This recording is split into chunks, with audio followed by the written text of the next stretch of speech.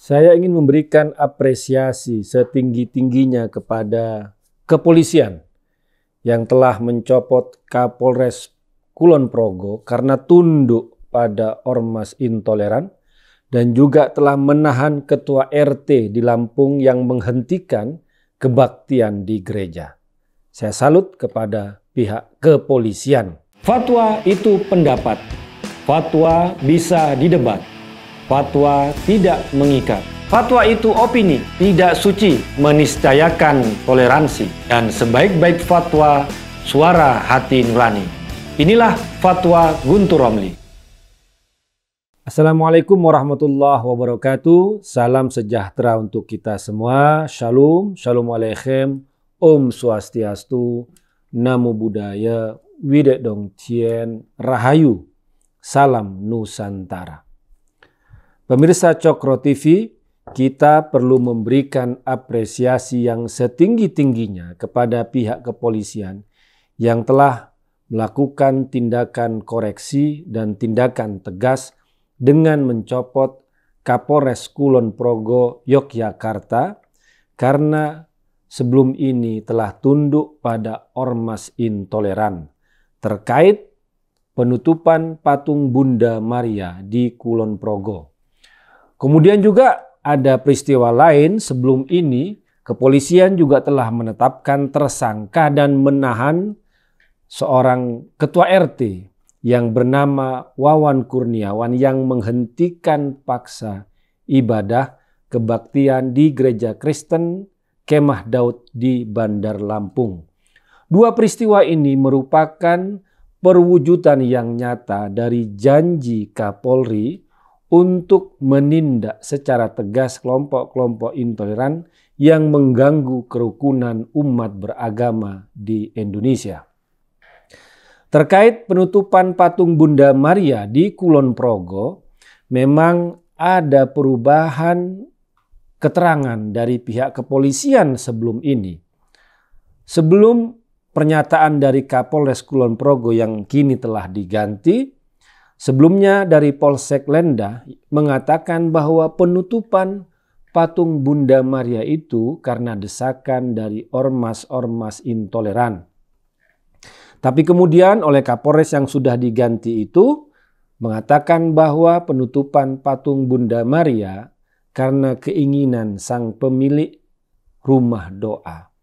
Namun netizen tidak tinggal diam dengan menyebarkan keterangan resmi dari pemilik rumah doa dan juga dari polisi sebelumnya yang mengatakan bahwa latar belakang penutupan paksa patung Bunda Maria itu merupakan desakan dari ormas-ormas intoleran yang bukan berasal dari warga di sekitar rumah doa itu, tapi datang dari mana-mana yang mereka mengatakan merasa terganggu dengan berdirinya sebuah patung dan dianggap meresahkan bagi masyarakat sekitar, apalagi bagi umat Islam yang sedang beribadah di Masjid Al-Barokah.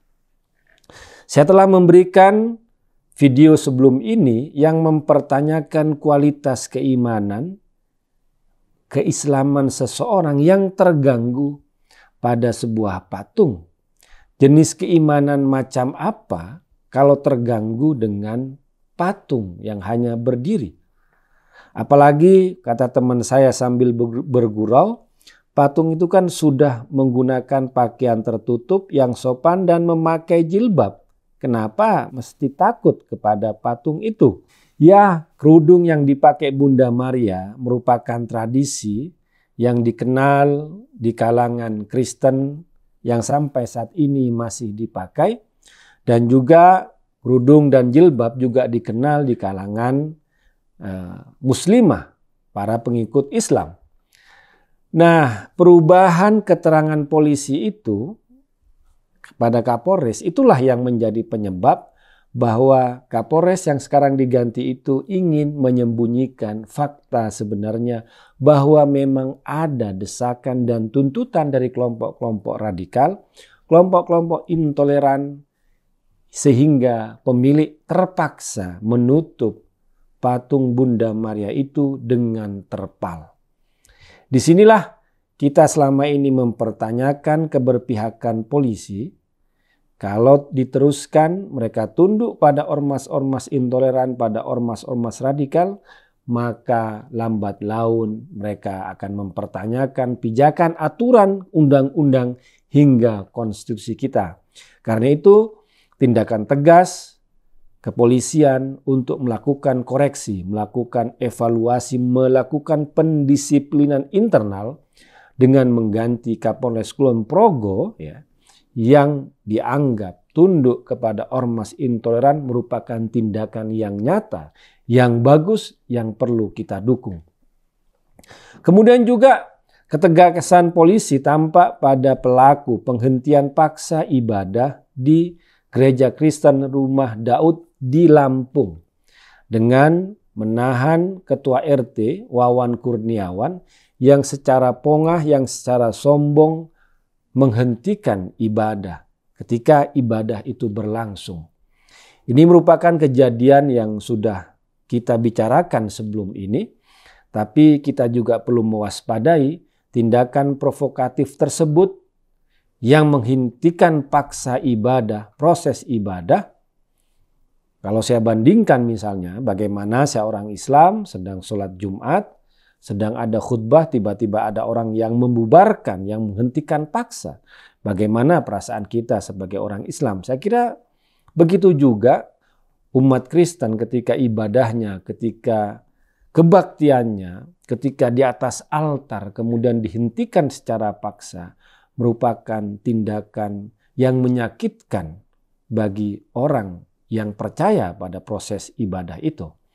Karena itulah tindakan kepolisian yang secara tegas, yang tidak ada ampun untuk memerangi kelompok-kelompok intoleran, untuk menghentikan segala aksi-aksi kekerasan, aksi-aksi yang bisa mengancam keutuhan dan kerukunan umat beragama, patut kita acungi 2 jempol.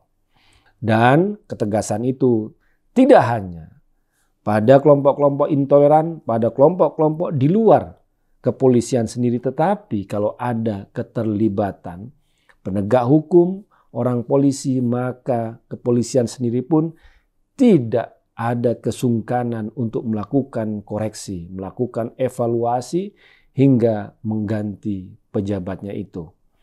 2 peristiwa ini menjadi peristiwa yang bisa menginspirasi kita, yang terus membesarkan hati kita bahwa Indonesia akan tetap berdiri dan umat beragama bisa hidup berdampingan secara damai, secara tentram. Demikian, wassalamualaikum warahmatullahi wabarakatuh.